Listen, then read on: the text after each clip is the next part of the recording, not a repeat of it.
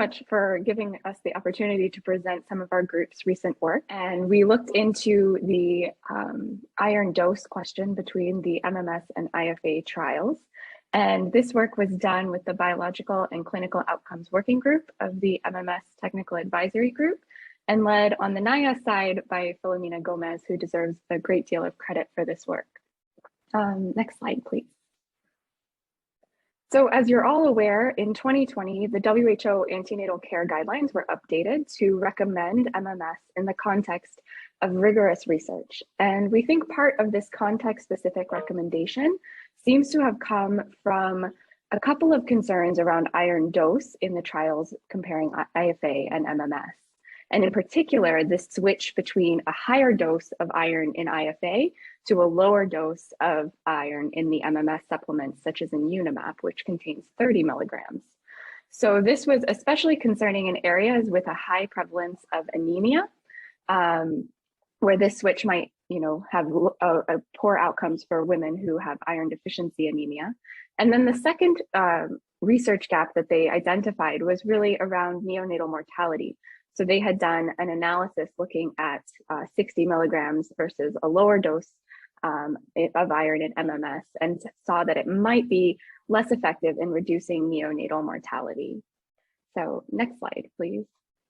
So the working group decided that these analyses could be improved to include more trials, additional data that had not been published, and also to correct a few little analysis data extraction issues. So we used the WHO methodology, and it was based on the Cochrane reviews of Keats et al. But we just updated the analyses in the following ways. So to address the neonatal mortality question, we really looked at the wide variation in iron doses.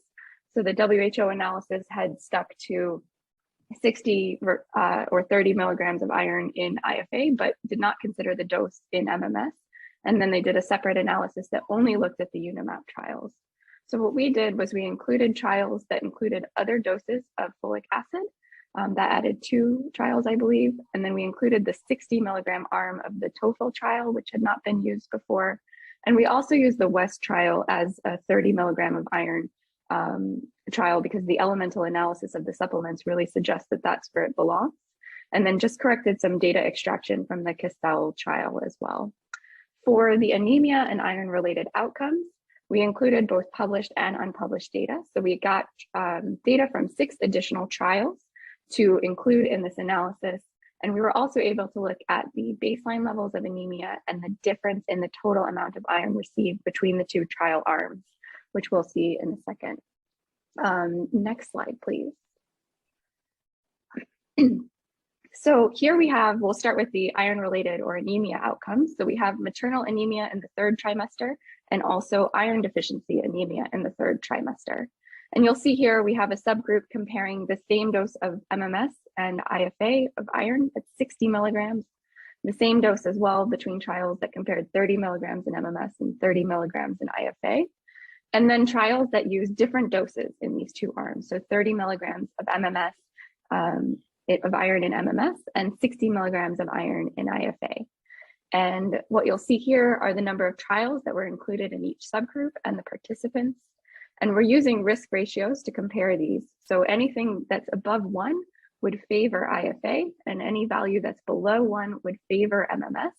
However, you'll see the confidence intervals are really straddling 1 in each case. So there were no significant differences within the subgroups.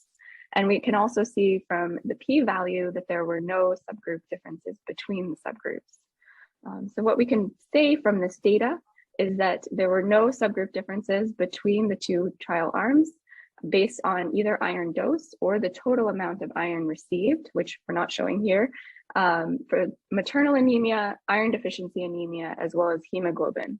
And we also know that these results were independent of the baseline anemia levels. And there's much more details in a paper that is just in press and should be out later this week in the Annals of the New York Academy of Sciences. So you can see more details there very soon. Next slide, please. So the next analysis, we looked at the neonatal mortality, and here we were able to include one more subgroup. There were 2 trials that looked at 20 milligrams of iron and the 60 milligrams of iron in IFA plus the updated analyses that I mentioned in the method slide. Again, you can see in many cases, we have many more participants in this. This was a more commonly studied outcome for neonatal mortality. But what you can also see is that these values are fairly close to 1, and also no significant differences within the subgroups or between them. So really, the iron dose did not seem to have any significant effects. I will say this manuscript is being revised and will hopefully be out soon, so you can see many more details about these data. Next slide, please. So just to conclude, based on these analyses, we can say that the risk of maternal anemia, including iron deficiency anemia and neonatal mortality, appears similar regardless of the iron dose in the IFA or MMS. And I just want to note that it's especially important to understand the cause of anemia and to treat it appropriately, and preferably while also giving MMS so that the mother and child can benefit from these additional micronutrients. And that the MMS tag really does support proceeding with the transition from IFA to MMS, especially given the other benefits of MMS on pregnancy outcomes, including things like low birth weight and preterm birth. So that is the end, and thank you all so much.